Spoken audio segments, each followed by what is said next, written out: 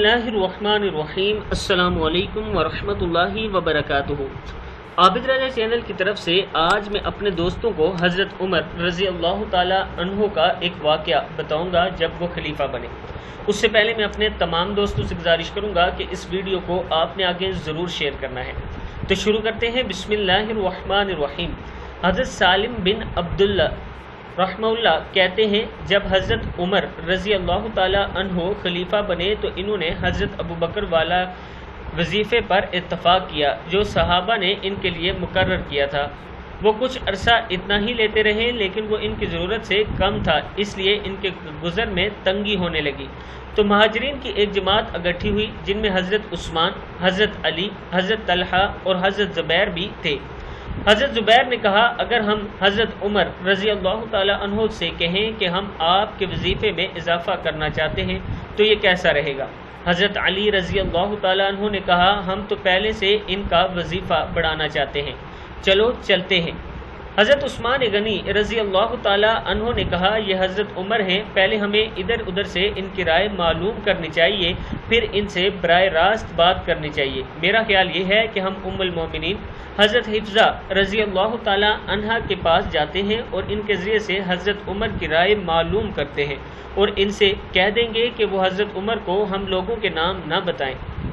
یہ حضرت حفصہ کے پاس گئے، ان سے کہا کہ آپ یہ بات ایک جماعت کی طرف سے حضرت عمر سے کریں اور انہیں کسی کا نام نہ بتائیں، لیکن اگر وہ یہ بات مان لیں تو پھر نام بتانے میں حرج نہیں ہے۔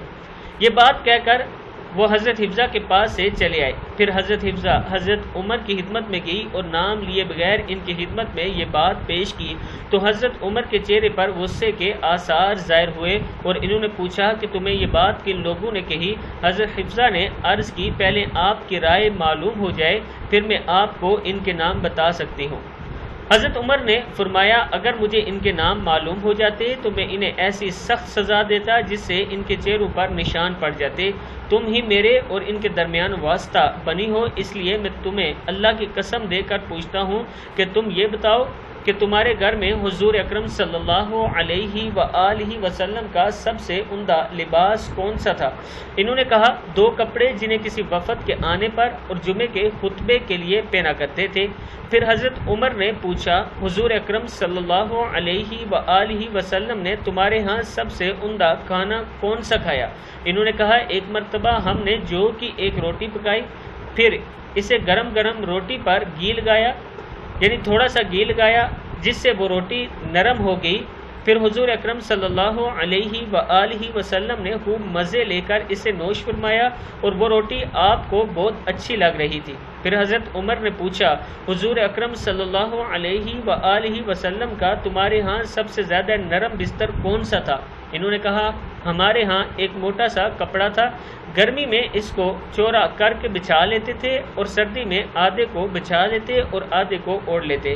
پھر حضرت عمر نے فرمایا، اے حفصہ، ان لوگوں تک یہ بات پہنچا دو کہ حضور اکرم صلی اللہ علیہ وآلہ وسلم نے اپنے طرز عمل سے ہر چیز میں ایک اندازہ مقرر فرمایا ہے اور ضرورت سے زائد چیزوں کو اپنی اپنی جگہوں میں رکھا ہے اور ان میں نہیں لگے اور کم سے کم پر گزارا کیا ہے۔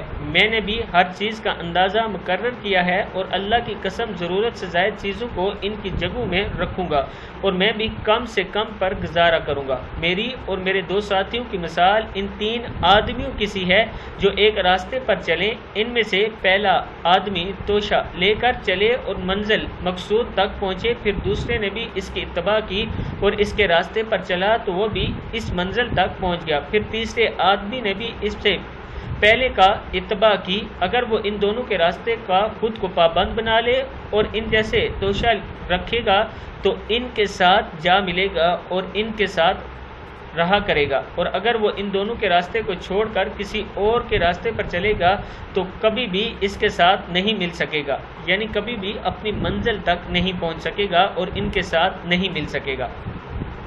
کتاب کا حوالہ یہ نیچے موجود ہے، آپ دوست دیکھ سکتے ہیں۔ اسی لیے آج تک دنیا حضرت عمر کو یاد کر رہی ہے اور غیر مسلم بھی ان کے انصاف کو مانتے ہیں۔ اس ویڈیو کو آپ دوستوں نے آگے ضرور شیئر کرنا ہے۔ السلام علیکم ورحمۃ اللہ وبرکاتہ۔